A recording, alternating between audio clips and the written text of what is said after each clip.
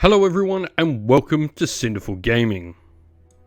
In today's video we're going to take a look at getting started with the Ironjawz in Warhammer Age of Sigmar using the 2024 Wrekkamob Holiday Battle Force box set.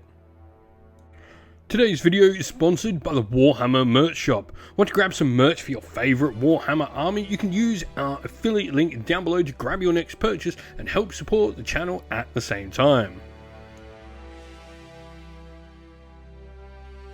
And so, leading our box set is a touch spot on Warchanter. This mighty big pig has a nice 14 wounds, 10-inch move, 3+ save, which is nice, and a control score of 5. It actually has quite a few attacks in melee from the pig hacker wielded by the touch boss himself, which puts out 7 attacks at Ren 1 damage 2, the kill choppers for some extra damage from the companions that sort of sit on the flanks of the Warchanter, and the Warchanter itself between its 2 attacks puts out 9 attacks with damage 2 or D3. Now, the model can be battle damaged during the game. This means its Warchanter tusks, if it's had 10 or more wounds taken, will drop down to 3 attacks instead of 5. Still can be quite sufficient even when damaged.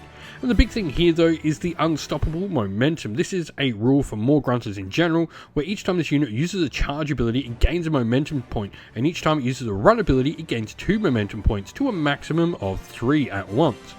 You add the number of the momentum points to the unit's damage characteristic of its Warchanter tusks, and at the end of each battle round you subtract 1 from its momentum points to a minimum of 0. This is pretty cool. Running and charging with this thing is pretty good, meaning you get to add some of those momentum points and really power up the damage of its tusks.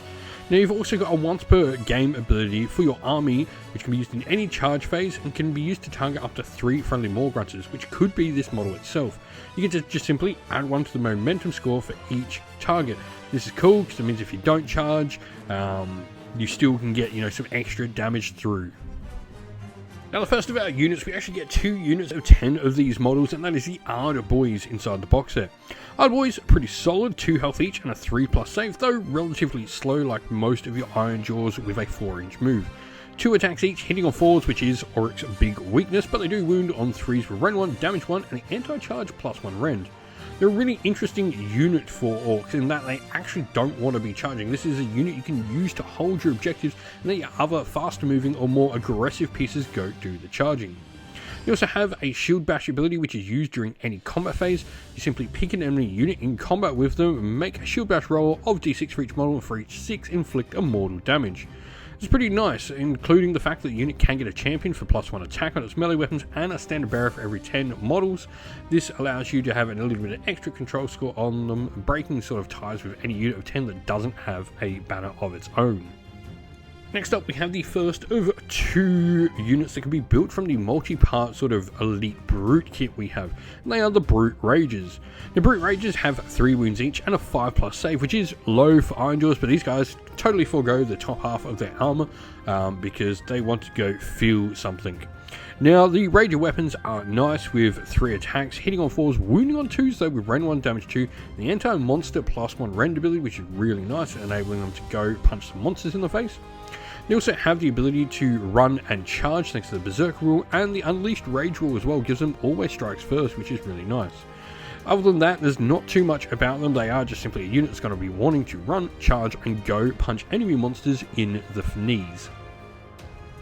The alternate build for the kit are the Weird Brute Wreckers. These models actually have 6 attacks each, hitting on 4s, wounding on 3s, but anti-infantry +1 rend with rend 1 and damage 1 at base, so this would be to rend 2 on infantry, which is really nice.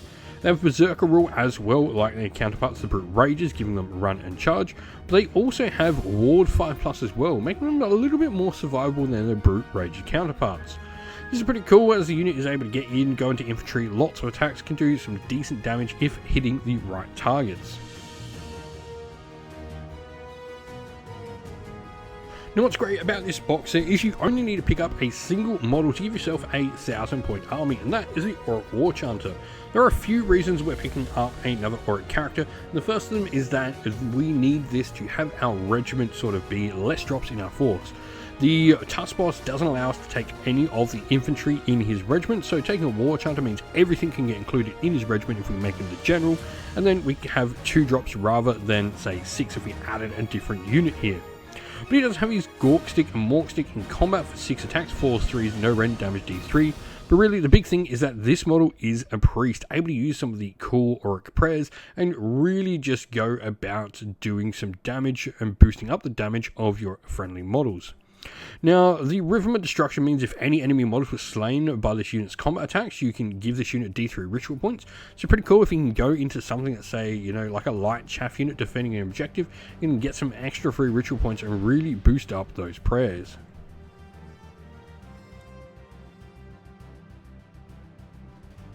And so our army today, we are going for the Ironjawz Brawl as our battle trait. This is going to be the battle formation we've chosen for Natural Disaster, a passive ability, meaning if we roll at a modified charge of 8+ for a friendly non-hero Ironjawz unit, we simply add 1 to the attacks. This is pretty cool. We've got a lot of models that either have high damage or already a higher value amount of attacks, so you can boost them up both in either way. Our first regiment, as I mentioned, is going to include our Warchanter, who will be our general. This model then has the units in a regiment being 2 units of Ardboys, the Brute Rages, and a unit of Reed Brute Wreckers as well. Our second regiment will just be the Tuskboss on Warchanter by himself. This model has gone for taking both our heroic trait and artifact of power.